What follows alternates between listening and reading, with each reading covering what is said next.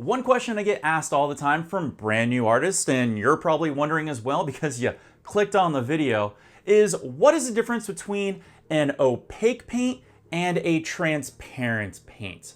And while there's a very in-depth scientific explanation, I'm going to explain it to you like you're 5, so that way we have a greater understanding for your art journeys. And it really only has to deal with one word, and that one word is opacity. You see, the opacity of a paint basically just means how it interacts with light.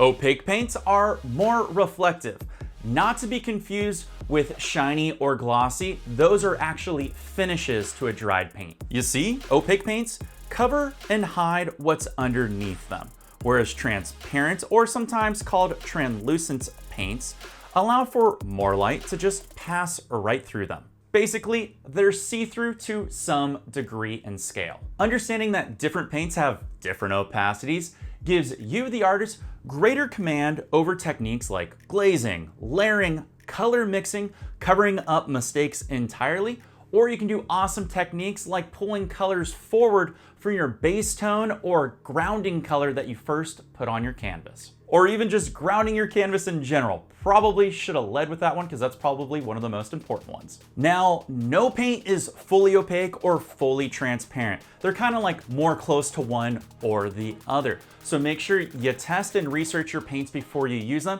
because when it comes to opaque or transparent, it differs on manufacturer and it differs depending on what colors you're going to use. Now, if you're wondering, what about semi-transparent paint? It's more like it falls right in the middle. It's also worth noting that if you use a transparent paint or a semi-transparent paint, adding even just the littlest bit of opaque paint will start shifting it more towards the opaque side. So when is the best or right time to use a transparent paint or semi-transparent paint over an opaque paint? Well, the easiest way to explain it to a brand new artist is if you plan on doing a few techniques in the beginning.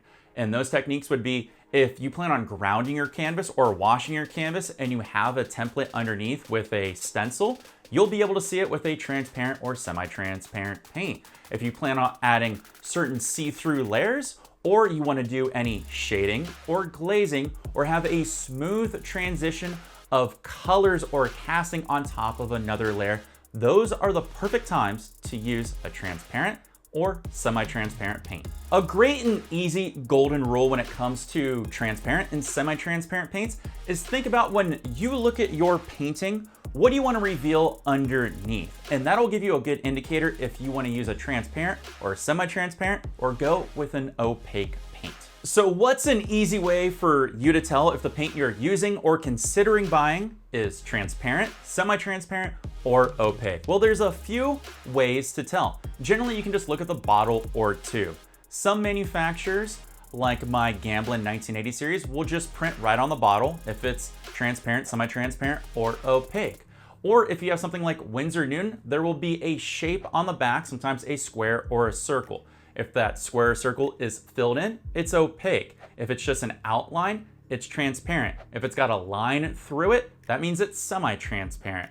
Or if you have something like my golden acrylic paints, they actually have a swatch on the front. If you can't see the black lines, that means it's opaque. If you can see through to the black lines, that means it's transparent. And if you can see halfway through, that means it's semi-transparent.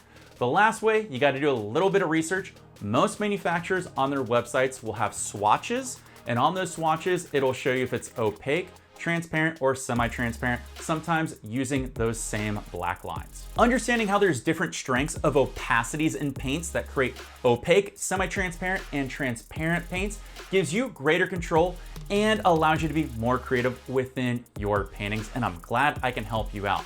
But if you're still overwhelmed by oil painting, I got you covered.